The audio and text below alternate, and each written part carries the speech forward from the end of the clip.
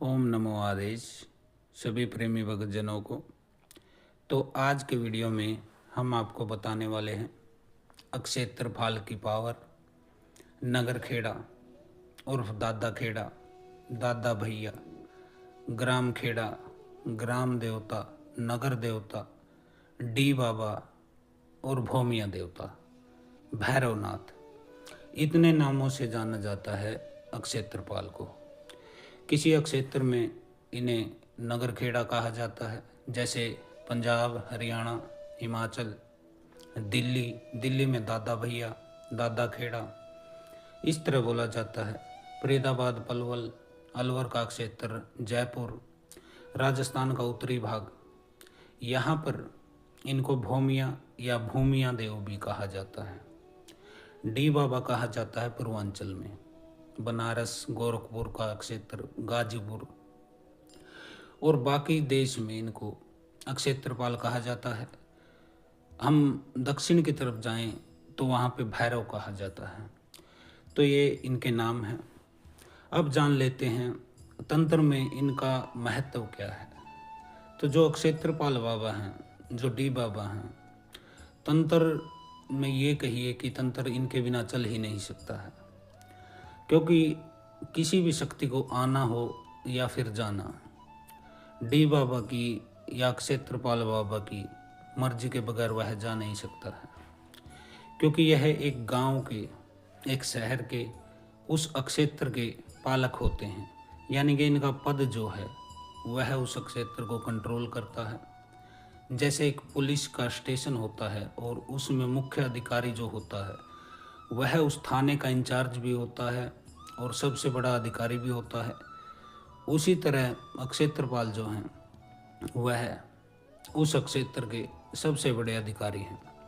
इनकी शक्ति क्या है? तो देखिए, इनकी पावर के बारे में यदि हम बात करें तो इनकी शक्ति उस क्षेत्र में तो सबसे अधिक होती है, क्योंकि इनकी मर्जी के बगैर इधर की चीज़ उधर हो नहीं सकती है। इनके पास वो अधिकार हैं जो कि इनको वरदान स्वरूप मिले हैं।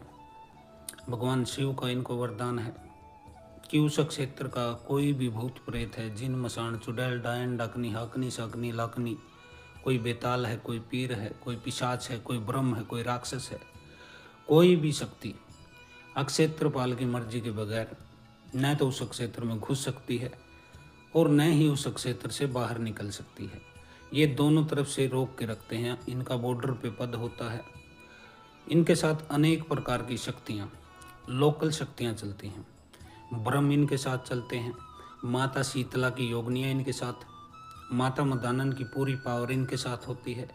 क्योंकि ये सभी देवी देवता एक ऑफिस की तरह होते हैं। जैसे हमारी सुरक्षा एजेंसियां हैं, एक एजेंसी दूसरी एजेंसी की मदद करती है यदि किसी अपराधी को पकड़ना है या फिर रोकना है, अपराध को रोकना है।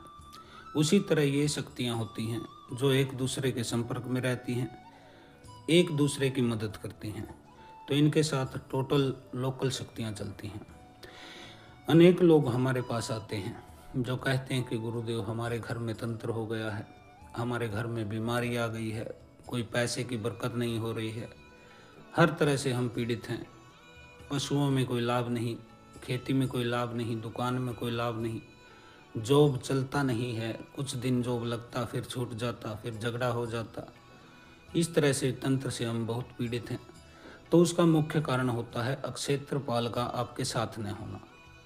जब अक्षेत्रपाल आपके साथ नहीं होते हैं तो फिर किसी भी शक्ति को मौका मिल जाता है आपके गांव में, आपके घर तक पहुंचने में। और अनेक तांत्रिक हैं जो तंत्र करते हैं, वह देखते हैं कि अक्षेत्रपाल इनके साथ नहीं है तो फिर उनको ज़रूरत नहीं पड़ती है ज़्यादा तामझाम करने की, क्योंकि आपका घर खुला एक मैदान होता है ऐसी शक्तियों के लिए। क्योंकि कुल देवी को तो अशुद्धि के द्वारा घर से निकाल दिया जाता है।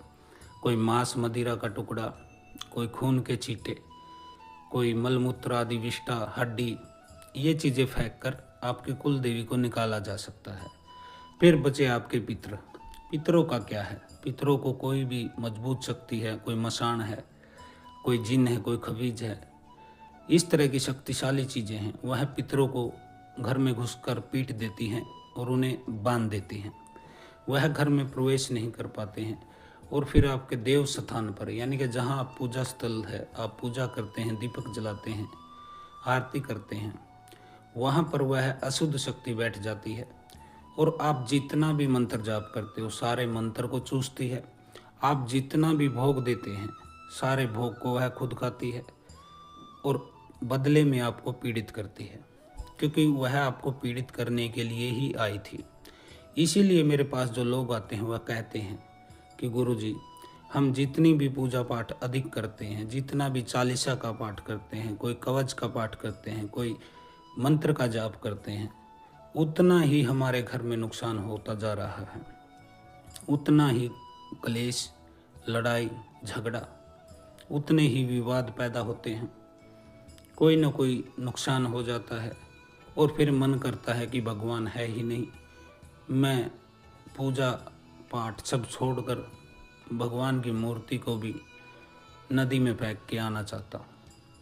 तो ऐसी स्थिति हो जाती है, जितना भी पूजा पाठ करते हैं उतना ही मन टूटता है कि भगवान मेरी सुन क्यों नहीं रहे हैं, उतना ही आपको नुकसान होता है बार बार।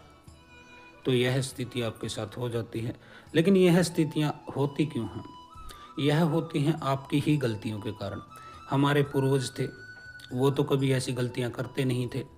वो जाते थे, जब भी कोई होली आता, दिवाली आता, कोई विशेष मौका आता, और अक्सर रविवार के दिन अक्षय तरपाल के ऊपर उसके स्थान पर हमारे पूर्वज जाते थे, सफ़ेद रंग से उनको पोत देते थे, यानी कि जो उनके ऊपर सफ़ेदी चूना, उस समय चूने का ज़्यादा प्रभाव था, चूने से उनके जो है स्थान को पोत दिया जाता है, सफ़ेद कर दिया जाता।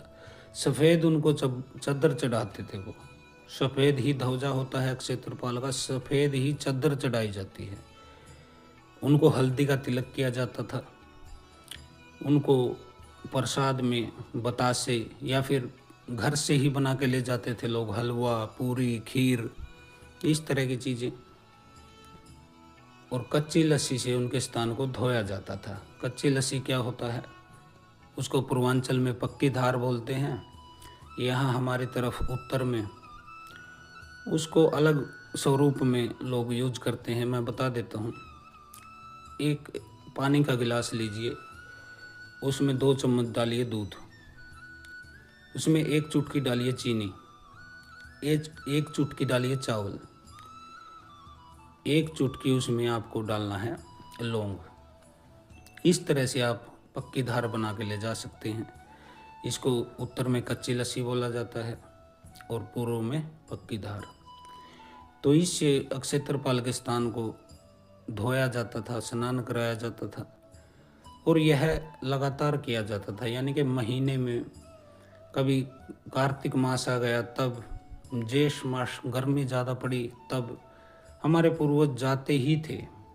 लेकिन आजकल के जनरेशन पढ़ा लिखा ज़्यादा, काम की दुविधा में पड़ा, क्योंकि काम चल नहीं रहा है, चक्कर काट रहा है भक्तों के पास, दरबारों में, चौकियों पे भगत चुटिया घुमा के आशीर्वाद दे देता है, घर लौट आते हैं, पत्नी को बताते हैं आके कि भगत ने आशीर्वाद दे दिया, अब काम चल जाएगा।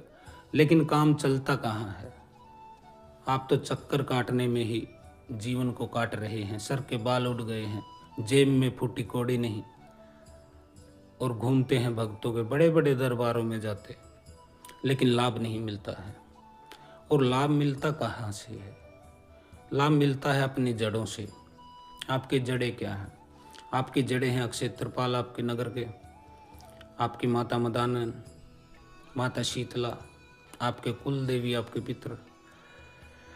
इनको तो आप पूजा करना बंद ही कर दिया, याद करना बंद ही कर दिया। याद कौन है? बाहर के बड़े बड़े धाम, कोई पैदल चल के जाता, कोई ध्वजा ले जा के जाता, कोई लेट कर ही जा रहा है 250, 300 किलोमीटर, लेकिन अपने गांव के जो आधा किलोमीटर भी नहीं है, उस अक्षय तरपाल तक जाने की हिम्मत नहीं। क्यों जाएं? क्योंकि उनको तो ये बेकार की वस्तु समझते। जो चीज़ आपके पास होती है वही चीज़ सबसे ज़्यादा आपकी मदद कर सकती है, और जो चीज़ मनुष्य के पास होती है वह उसके लिए व्यर्थ हो जाती है। जैसे एक बच्चा जाता है मेले में चिल्लाता है कि मम्मी ये दिलाओ वो दिलाओ, और खिलौने ले आता है, तब उसके लिए खिलौने जीवन मरण का प्रश्न होता है कि दिलाना ही पड़ेगा। लेकिन जब वह घर ले आता है तो घर लाकर ही तोड़ देता है। अब उसके लिए वह व्यर्थ हो जाता है क्योंकि उसने पा लिया। उसी तरह आप काटते हो चक्कर बड़े बड़े धामों पे, बड़े बड़े दरबारों में, बड़ी बड़ी चौकियों पर। भगत लाख लाख रुपए के कपड़े पहनकर बैठते, तरह तरह के फैशन करके बैठते, तिलक तराजू मुकुट, किसी का सिंहासन। जितना ज़्यादा फैशन उतना ही महंगा दरबार, उतनी ही बड़ी फीस। लेकिन आप देते हो, क्यों देते हो? आस में कि फिर सुख मिलेगा। लेकिन सुख मिलता नहीं है। मिलता क्या है? तारीख पे तारीख, तारीख पे तारीख। 11 शनिवार आओ, 21 शनिवार आओ, इस तरह से चक्कर काटते रहो सालों साल, लेकिन सुख मिलता नहीं है। सिर्फ एक आस है सुख की कि सुख मिलेगा, और तुम दौड़े दौड़े दौड़े चक्कर काटते दरबारों में। कोई सही बात करता तुम्हारे समझ में नहीं आता। सोचते कि इसको क्या पता यार, ये तो इतने फैशन भी नहीं करता है, ये तो सिंपल सा है, ये तंत्र थोड़ा ना काट देगा। तो ऐसा सोचते। तो अक्षेत्रपाल जो हैं वह आपके, ये मान के चलिए, आपके पूर्वज ही हैं, और इनके पास इतनी पावर है कि कम से कम उस अक्षेत्र में तो बड़ी से बड़ी शक्ति को रोक भी सकते हैं और उसको बाहर भी भगा सकते हैं। बस एक डाउन साइड है अक्षेत्रपाल का, एक कमी है, इनके पास अपना कोई स्थान नहीं है, कि कारागार नहीं है, कोई जेल नहीं है कि ये भूत प्रेत को पकड़ के जिन को बांध सकें। जैसे माता मदानन के पास है, घाट की गटवारन के पास है, माता दूतनी के पास है। तो ये अनेक देवता हैं जिनके पास स्थान हैं भूत प्रेत को बांधने के, लेकिन अक्षेत्रपाल के पास नहीं। जैसे वीर होता है, वीर भी भूत प्रेत जिनको मार पीट के भगा देता, लेकिन उसके पास जगह नहीं है, वो अपने धाम पर कभी नहीं रखेगा भूत प्रेत को। उसी तरह अक्षेत्रपाल होते हैं, ये मार पीट कर भगा देंगे लेकिन उसको बांध नहीं सकते हैं। लेकिन ये अपने बॉर्डर के एरिया में, अपनी सीमा रेखा में यह रोक सकते हैं कि कोई घुस न सके। तो अपने अक्षेत्रपाल को मनाइए, अपने कुल देवी पितरों को स्मरण कीजिए। यदि 1% भी दिमाग है तो यह जान लीजिए, जितनी निकट की शक्ति आपके है उतना ही आपको जल्दी लाभ देगी, क्योंकि पास कोई व्यक्ति है और आप पुकारो तो वह जल्दी आएगा। अब आप पुकारोगे, बैठे आप दिल्ली में हो और पुकार रहे हो आप मुंबई से, अब उस व्यक्ति को आने में समय लगेगा। लेकिन यदि अगर दिल्ली में बैठे हैं और किसी पड़ोसी को पुकार रहे हैं तो वह तुरंत आपके लिए खड़ा हो जाएगा। इतना ही फर्क होता है हमारे जो लोकल देवी देवता हैं, ग्रामीण देवी देवता हैं, इनमें और बड़े बड़े दूर के धामों में। कोई राजस्थान जाता, कोई उज्जैन जाता, कोई काशी जाता, बनारस जाता, कोई कहीं जाता, कोई कहीं जाता, सिर्फ एक जगह नहीं जाता, और वह एक जगह ही सब जगह पर भारी है। वह है आपके अक्षेत्रपाल, आपके कुल देवी, आपके पितृगण, आपके अक्षेत्र की शीतला, आपके अक्षेत्र की मसाणी, मदानन माता, थान वाली माता, पाथरी वाली माता, दूतनी माता, बसंती माता, फूला देवी माता। तो ये जो आपकी लोकल हैं, आपके कुल से संबंधित हैं, ये शक्तियाँ आपकी मदद जल्दी कर सकती हैं। तो आज यही बताने के लिए यह वीडियो था। आशा करता हूँ कि आपकी मोटी बुद्धि में 1% बात घुस गई होगी मेरी। ज़्यादा तो घुसेगी नहीं, क्योंकि दिमाग में तुम्हारे कचरा भरा हुआ, गोबर भरा हुआ है, लेकिन फिर भी 1% ज़रूर तुम्हारे दिमाग में घुसेगी। अपने जड़ों में चले जाओ, जड़ों में लौट जाओ। जो तुम्हारे पूर्वज करते थे वही क्रियाएं करो, तुम्हारा कोई कुछ बिगाड़ नहीं सकता। आज के लिए इतना ही। हर हर महादेव। ओम काली। आदेश गुरु गोरक्षनाथ।